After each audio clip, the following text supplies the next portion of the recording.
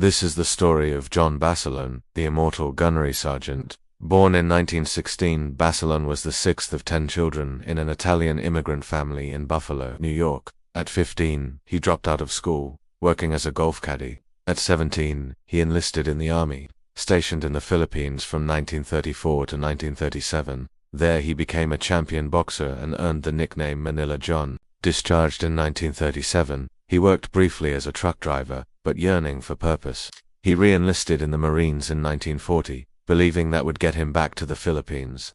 By 1942, he was a sergeant in the 1st Battalion, 7th Marines, headed for Guadalcanal. On October 24, 1942, 3,000 Japanese troops of the Sendai Division launched a ferocious assault on Henderson Field. Basilone commanded 2 machine gun sections tasked with holding the Lunga perimeter. What unfolded next became Marine Corps law. When one gun jammed, Basilone sprinted 200 yards through enemy fire. Carrying a 90-pound M1917 Browning and tripod, he cleared jams and repositioned guns while barehanded, burning his arms on the scorching barrels. Twice he battled through Japanese forces to retrieve ammunition, using his trusty .45 pistol and a machete when machines faltered. For 72 hours, Basilone and his 2 remaining Marines held their position, annihilating waves of Japanese attackers. After 72 hours of non-stop combat, only Basilone and 2 others survived. His actions on Guadalcanal would earn him the Medal of Honor, the first enlisted Marine to be awarded the honor in World War II. Characteristically humble, he insisted that only part of this medal belongs to me. Pieces of it belong to the boys who are still on Guadalcanal. In 1943, Basilone was thrust into celebrity status. His hometown parade in Raritan, New Jersey drew 30,000 people. It was covered by Life magazine and newsreels.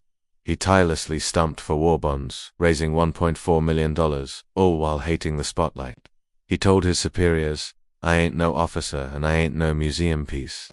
I belong back with my outfit." The Corps wouldn't relent, offering him a commission or an instructor role. He declined both.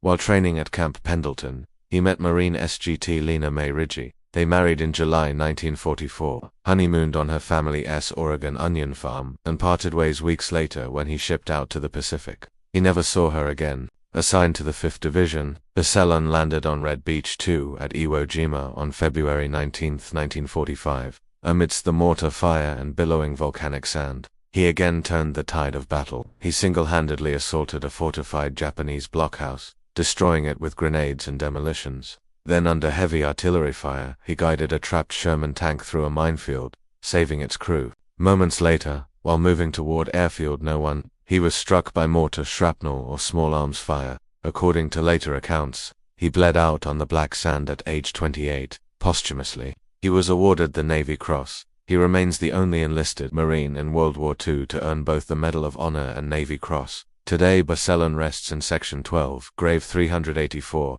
Arlington National Cemetery. Lena, who never remarried, was buried in California in 1999, wearing her wedding ring. 2 Navy destroyers, the USS Basilone, Camp Pendleton landmarks, and a life-size bronze statue in Raritan bear his name.